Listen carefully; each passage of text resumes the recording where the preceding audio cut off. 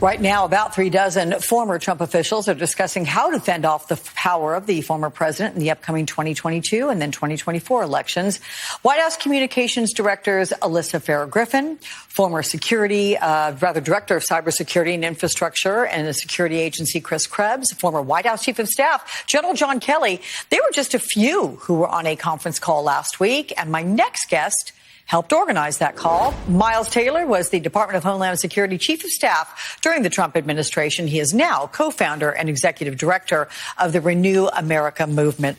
Miles, welcome. This was so fascinating when this story broke. I'm glad you're here to talk about this because the power of Donald Trump over the Republican Party does not seem to be waning at all. You've got local candidates. They're loyal to Donald Trump. They're popping up in races across this country. So talk about the conversations you're having with this group of former and many high-profile Trump staffers. Do you have a strategy? I mean, is everyone agreed on one approach to defeat these candidates, or how's this working? Well, I'll answer in short, Alex. We're coalescing around something, but I want to answer your first question, which is, why are folks doing this? And I think in your previous segments this morning, you hit the nail on the head.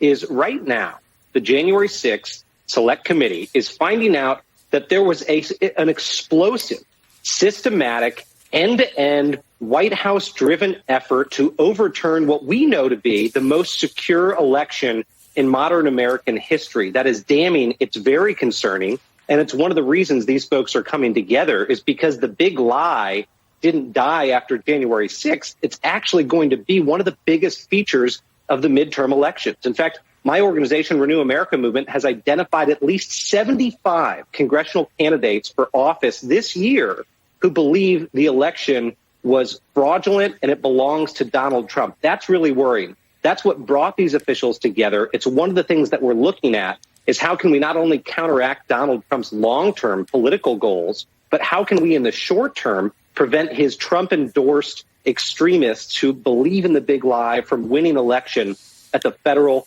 state, and local level. And one thing that comes to mind, and it just popped to mind as you were talking here, the question is why?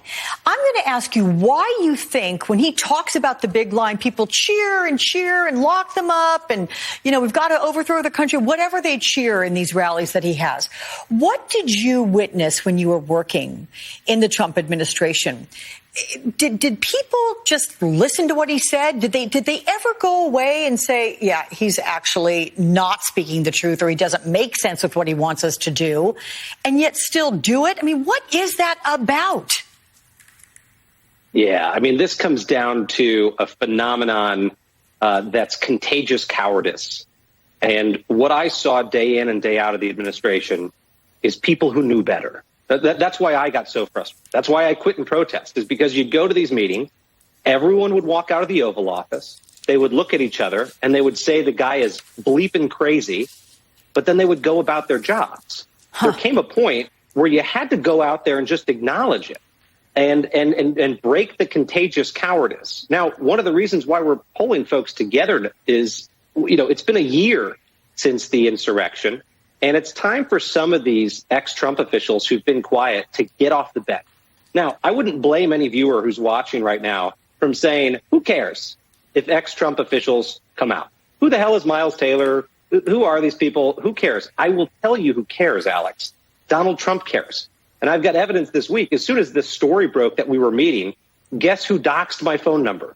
The people close to Donald Trump in MAGA circles. And my phone was melting down with messages from his supporters that said, Miles, how dare 30 people counteract the 80 million of us? But what that tells me is they are spooked. Donald Trump is spooked. He knows it. And it's why he hasn't said anything this week about us meeting behind the scenes. He is worried. He's worried about the impact these people can have on his political plans. And that's why we're rolling forward. Okay, but I'm glad you're rolling forward, but there are some hills to climb as you make that roll, Miles, as you well know. And based on what I'm going to share with the new results from the Gallup poll, it shows that overall, slightly more U.S. adults reported leaning Democrat in 2021. Okay, that's for the whole year. However, look at the fourth quarter. That saw a dramatic shift in party preference, with Republicans having a 5-point advantage over Democrats. That's in the last quarter. We've been talking about all these issues relatively nonstop. in the buildup, certainly to January 6th anniversary. You know, these people still consider Donald Trump as the leader of the GOP. Does it show that remaining loyal to the former president is working for the Republican Party, or is there some sort of a different GOP constituency that's emerging in any significant way that you're trying to tap into? And I mean, what are the issues they're caring about? It's the second part of your question. Yes, there is an emerging constituency. We are seeing cracks in the edifice of Trumpism. And I'll give you some specific numbers. John Bolton's Political Action Committee did some really, really good impartial analysis over the past few weeks and did a national poll of Republicans that found a significant drop in the number of Republicans nationwide that self-identify as Trump Republicans. Now, let me give you the data point. In September of last year, 1 in 3 Republicans in this country said, I'm a Trump Republican.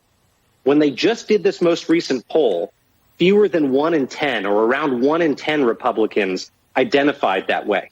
His support is actually waning in the base. It's tough to see because it looks like the GOP is still under the Darth Vader stranglehold of Donald Trump, but it's waning. His influence is waning, and it's creating an opening. And that specific opening is going to win over disaffected Republicans and getting them to vote for pro-democracy candidates and against some of these extremists that Donald Trump is backing in the midterms.